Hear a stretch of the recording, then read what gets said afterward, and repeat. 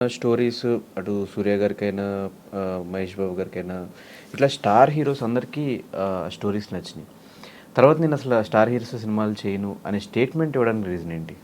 నేను అప్పుడు కూడా స్టార్ హీరోతో చేయాలని నాకు ఫ్యాంటసీ ఎప్పుడూ లేదు. హ్మ్. నేనే ఒక స్టార్ హీరో అని వచ్చినాడు. ఫర్ ఎగ్జాంపుల్ నా డ్రీమ్ అది. నాకు ఎందుకు ఉంటుంది ఒక ఫ్యాంటసీ? ఇప్పటికి ఎంత క్రేజ్ వచ్చిన తర్వాత ఇప్పుడు స్టోరీ చెప్పడానికి ఏమైనా రెడీగా ఉన్నారా? ఎవరు? స్టార్ హీరోస్కి ఎవరైనా యాక్టింగ్ వైపే ఉన్నావునా? ఇంకేం చెప్పాలి, నాకు నాకు ఇంట్రెస్ట్ లేదురా బాబు. నాకు ఏమీ లేనప్పుడు, నేను జూనియర్ ఆర్టిస్ట్గా ఉన్నప్పుడే నాకు పొగరు, నేనే హీరో అవుదామని వచ్చాను. ఇంకా ఇంతకన్నా క్లియర్గా నేను చెప్తాను.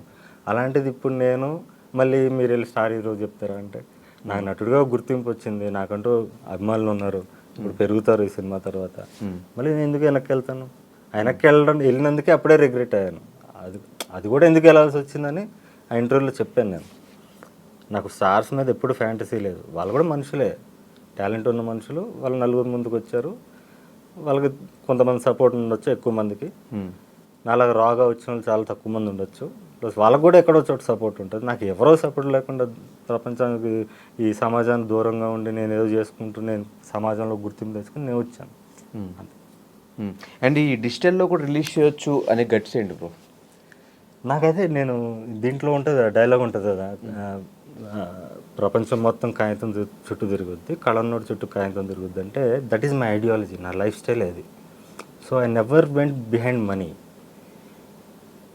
సో ఇప్పుడు నాకు నేను పెట్టిన డబ్బులు వస్తాయని నేను ఆలోచించేవాను కాదు. సినిమా కంప్లీట్ అవుద్దా లేదా అనే టెన్షన్ నాకు. కంప్లీట్ అయిపోతే ఇది ఎలా రిలీజ్ చేయాలి, జనాలు చూపించాలి, అది తప్ప నేను పెట్టిన డబ్బులు వస్తాయా, ఆ 3 నెలల తర్వాత వస్తే 3 నెలల తర్వాత రిలీజ్ చేస్తే వస్తాయి, సో ముహూర్తం ఇలా ఉంటాయి కదా క్యాలిక్యులేషన్స్. అది నాలో ఉండదు ఎప్పుడు కూడా, ప్రొడ్యూసర్గా కూడా. సో అందుకే నేను రిలీజ్ చేశాను. అండ్ ఐ ఫెల్ట్ లైక్ నేను ఫ్రీగా రిలీజ్ చేస్తే కూడా నేను పెట్టిన డబ్బులు నాకు వచ్చేటట్టు ఆడియన్స్కి అలాంటి కంటెంట్ ఉండాలి. ఆడియన్స్కి వాడు అరే సినిమా చూసి ప్రతి ఒక్కడు చలించిపోవాలి, ఈ సినిమాకి నేను పే చేయాలరా, నేను ఫ్రీగా చూసాను గిల్ట్తో. సో అలాంటి సినిమాలు తీయాలనే ఒక ఇది వస్తుంది మళ్ళీ నాకు, అదొక ఛాలెంజింగ్ టాస్క్. సో అది కూడా నాకు ఉపయోగపడింది ఆ విధంగా. సో ఈ సినిమా స్టార్ట్ చేసినప్పటి నుంచి థియేటర్ అనుకున్నారా, లేదంటే ఇది కూడా ప్రాపర్ థియేటర్? మీకు ఆ సినిమాలన్నీ నా మేకింగ్ వీడియోస్ చూడొచ్చు, చిన్న చిన్న కెమెరాలు పెట్టి తీసాను అది. ఇది ప్రాపర్గా మీకు ARRI Alexa, anamorphic lenses, dolly jimmy jib, dolly gimbal ఉంటుంది మీకు, ప్రతి షాట్లో కెమెరా మూవ్మెంట్ ఉంటుంది. ఇది ప్రాపర్గా నేను సినిమాటిక్గా తీసాను ఖర్చు పెట్టి. అండ్ ఈ ఆన్ సెట్ లొకేషన్లో స్టోరీ రాసుకోవడం, స్టోరీ ఫైనల్ వరకు కూడా క్లైమాక్స్ ఏంటో మీకు తెలియకపోవడం, ఇదేంటి? అంటే వర్క్ అంతా అయిపోయిన తర్వాత కదా మనం సినిమా. అంటే నేను జర్నీలో అంటే నేను నిర్బంధం నుంచి అలా స్టార్ట్ చేశాను. ఇంతకుముందు లైక్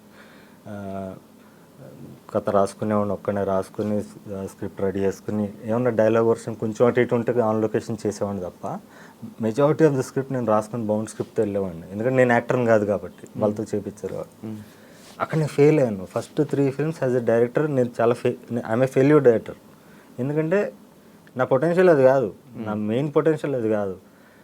నేను ఎప్పుడైతే యాక్టర్గా టర్న్ అయ్యానో నేను బెటర్ డైరెక్టర్ అయ్యాను, బెటర్గా ఇంకా యాక్టర్స్తో పర్ఫామ్ చేయించుకోగలుగుతున్నాను. ఎందుకంటే నేను యాక్ట్ చేసి చూపిస్తున్నాను, నేను యాక్ట్ చేస్తున్నాను, నన్ను చూసి నా కాంబినేషన్ ఉండే వాళ్ళు నేను ఎలా చేస్తున్నాను చూసి ఆ టైమింగ్ పట్టుకుని వాళ్ళు చేయగలుగుతున్నారు. సో అట్లా నా సినిమా ఇంకా బాగా వస్తుంది.